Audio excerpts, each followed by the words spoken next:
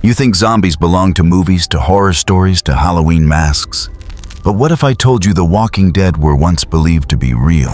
What if I told you their roots stretch back not hundreds, but thousands of years, carved into the rituals of ancient Africa, whispered in the myths of Mesopotamia, and feared in the graves of medieval Europe? Because behind the Hollywood monster lies a secret humanity has always tried to hide: the truth of the undead. To find the roots of the zombie, you must travel not to Hollywood, but to Haiti. Here in the dark soil of the Caribbean, whispers speak of the bokor sorcerers who held the power to steal a soul. They say the bokor would brew a powder, a dust laced with death.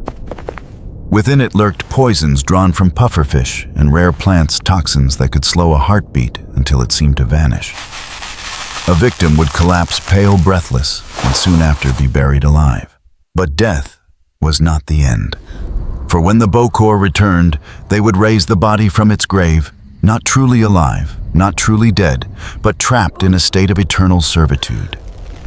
The soul severed the will, erased the body, moving only to obey. In the villages of Haiti, people did not fear the corpse. They feared the theft of the self. To lose one's soul, to walk the earth as a hollow shell, was a fate worse than death. But Haiti is not alone. The fear of the walking dead, of bodies rising without souls, echoes far beyond the Caribbean.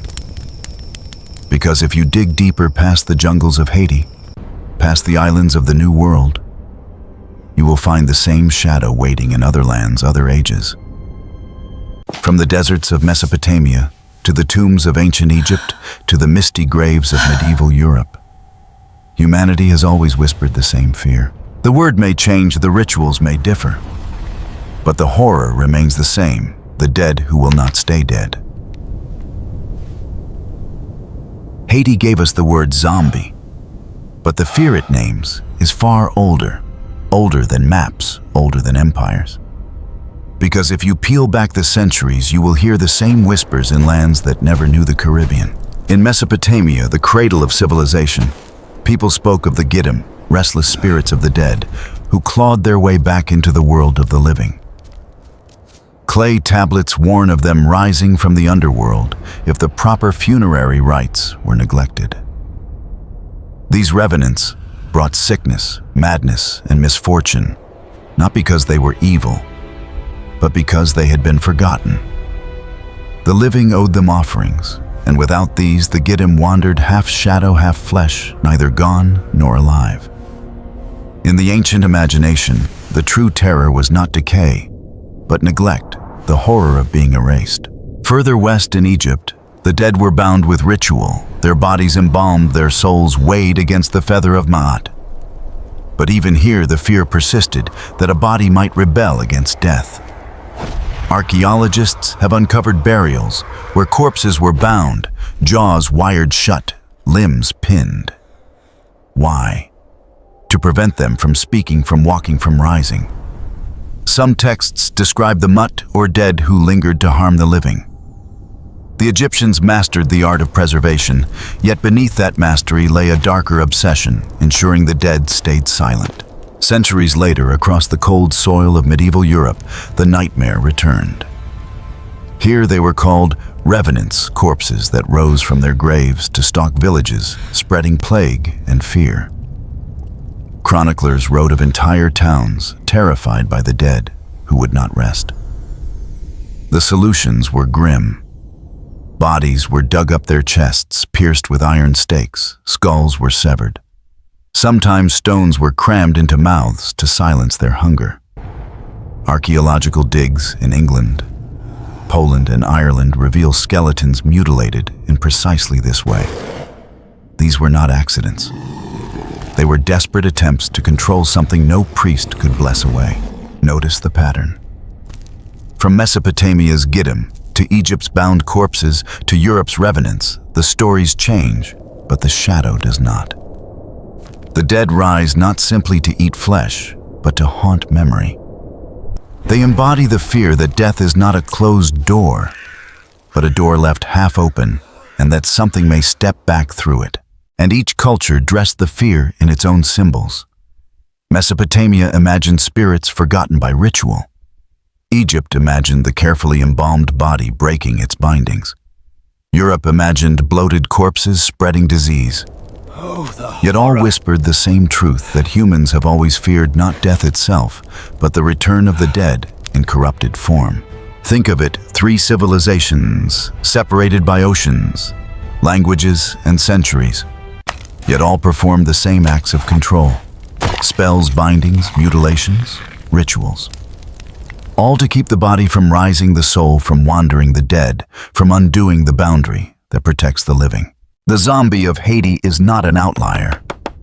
It is the most recent mask of an ancient fear, a fear that seems universal. The Walking Dead are not just a story. They are a pattern burned into our oldest myths, carved into graves, scratched into tablets, whispered into prayers. And so when we ask whether zombies are real, perhaps the better question is, why has every culture on Earth feared them? But legends alone do not raise the dead. If zombies haunted cultures across time, could there be a kernel of truth, a fragment of reality buried beneath the myth? Science and archaeology suggest yes.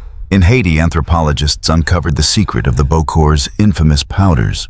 Far from pure magic, these mixtures contained toxins drawn from nature itself.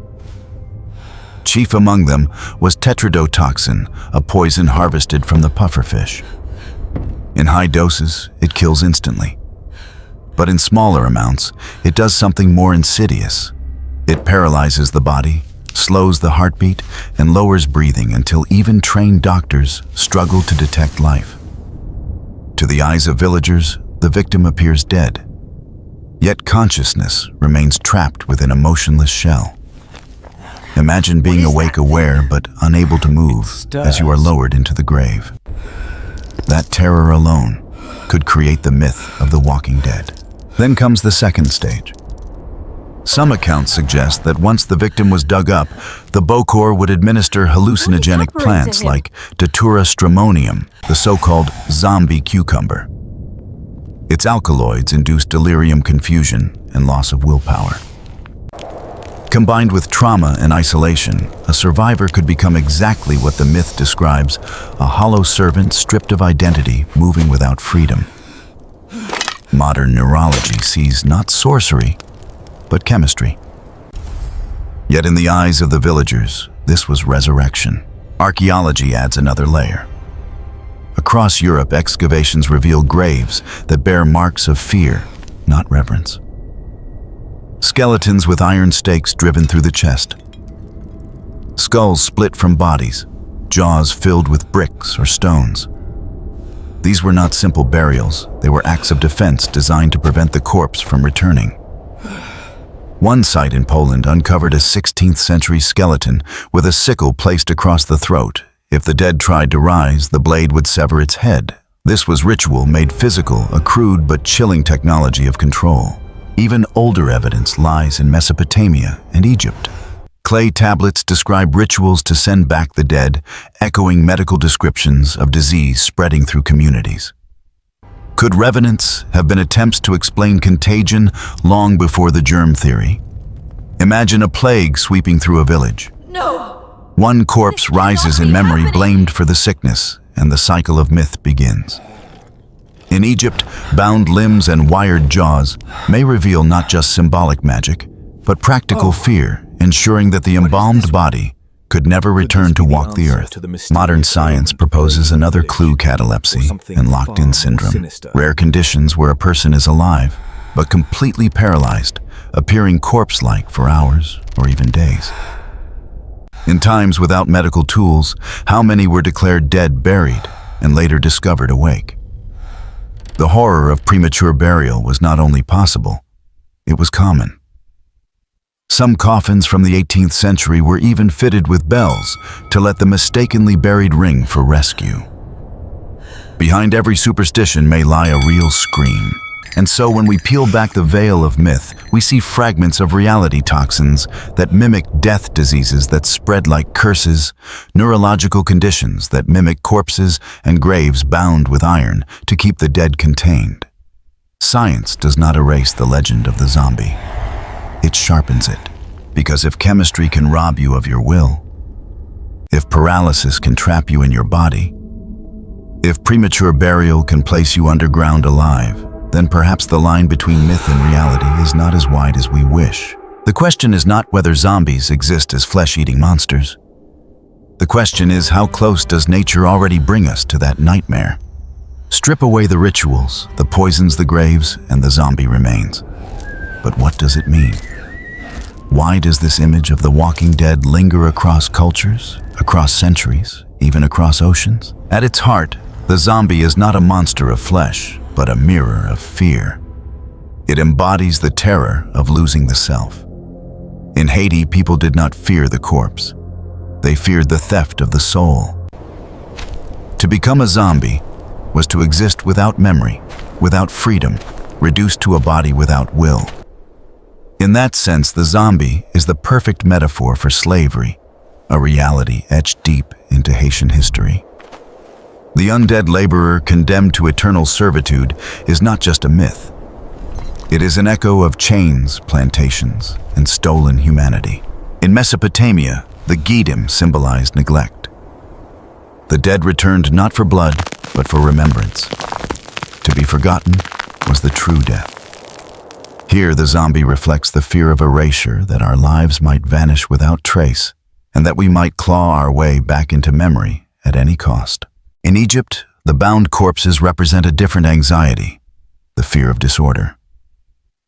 Life and death, order and chaos were carefully balanced by Maat. A corpse breaking its bindings was a cosmic violation. It symbolized the collapse of boundaries, the return of chaos from the tomb. The zombie here is not just a body, but a rupture in the fabric of order itself. And in Europe, the revenant became a symbol of contagion. As plague spread across villages, the bloated corpse-like figure became the embodiment of disease itself. The zombie symbolized what could not be seen, invisible infection, hidden rot. To drive a stake through its chest was not only ritual, it was a symbolic attempt to pin down death, to hold it in place. Across these cultures, the zombie is a shifting mask worn by the same fear. It is the fear that death is not final, that our body, our identity, our very humanity might be stripped away. Some see the zombie as the ultimate outsider, mindless, soulless, stripped of individuality. Others see it as the ultimate victim, trapped in a state between life and death, enslaved to forces beyond control. Notice how the symbol always reflects society's greatest anxieties. In times of slavery, the zombie was servitude. In times of plague, the zombie was contagion. In times of chaos, the zombie was disorder.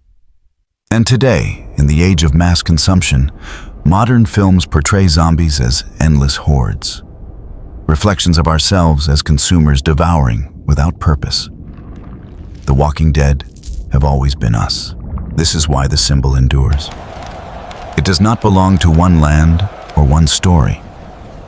It belongs to every fear that strips us of meaning.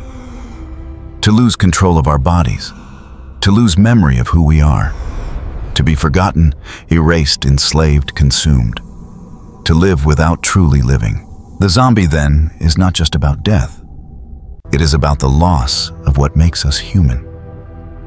It is about the fragile thread of consciousness that can be severed by poison, disease, neglect, or chains. And that is why it terrifies us still, not because it is alien, but because it is familiar. For the undead are not strangers. They are reflections of our deepest anxieties, walking in forms we recognize all too well. We fear death, or at least we think we do. But if the zombie teaches us anything, it is that our deepest fear is not death itself, but something worse. Death in many traditions is a doorway. Painful, yes, but final. It closes the book. The zombie, however, whispers of a fate without closure. A body that moves without a soul. A mind that fades while the flesh remains. No. It is not the end of the story, but the corruption of the story itself. Think about it. We can make peace with death. Religions promise afterlives, reincarnations, reunions beyond the veil. Even for those who believe in nothing, death is silence, an end to struggle. But what if there is no end? What if the body goes on empty, stripped of the self that makes it human? That is not death. That is desecration. This is why the zombie unsettles us so deeply. It forces us to confront the fragility of the thing we most take for granted, the self. We do not live in our flesh alone. We live in memory and will and choice. Strip these away, and the body becomes a puppet, a husk, a mask that wears our face, but not our essence. Philosophers have asked for centuries what makes us human. Is it the soul, the consciousness, the capacity to choose? Zombies answer that question by negation. They are human flesh without humanity. They are the nightmare of existence without essence. Consider slavery. The Haitian fear of zombification was not simply superstition, it was lived experience. To be reduced to labor stripped of autonomy was to live as a body without a will. In that sense, the zombie was not fantasy, but metaphor. It was philosophy made flesh, a warning of what happens when humanity is stolen. Or consider the modern age. Why do zombie films resonate so powerfully today? Because they mirror our anxieties about conformity, about consumerism, about the machine of society that swallows individuality. Endless hordes devouring without thought, a reflection of ourselves in shopping malls, on crowded trains, scrolling through glowing screens. The zombie is not only a monster, it is a question, what are we becoming? So perhaps we do not fear death. We fear living without being alive. We fear the silence of identity, the theft of memory, the corruption of the will. We fear the day when the body outlasts the self, when the shell lingers, but the spark is gone. And in that fear, the zombie is less a story about the dead, and more a story about us. About our fragility, our anxieties, our refusal to be erased. The living fear, the dead yes. But the deeper truth is that the living fear becoming the dead while still walking. So ask yourself, if tomorrow your body rose, but your mind was gone, your soul stolen, would that not be a fate far darker than death? The zombie is not about what happens after we die. It is about what might be lost while we live. So now you know. The zombie is not just a creature of horror films, not just a carnival mask of rotting flesh. It is a symbol that has stalked humanity for thousands of years. In Haiti, it was slavery. In Mesopotamia, it was neglect. In Egypt, disorder. In Europe, contagion. And today, perhaps it is us. But here is the question we cannot bury. If every culture across time has feared the walking dead, is it because they saw something we refuse to see? Science gives us poisons, plagues, and syndromes to explain the myth. But explanations do not erase the image. The grave that does not stay closed. The body that moves without the self. The face that looks back at you, but does not know your name. And if the zombie is not just a story, but a mirror, then the true horror is not the dead at all. It is the living. It is us. Because what if the walking dead are not waiting in the graveyard, but already here? In the crowds, in the streets, in the eyes that no longer see? What if the real nightmare is not that the dead might return, but that the living might already be gone? So I leave you with this. If tomorrow you met a zombie, how would you know it was not yourself?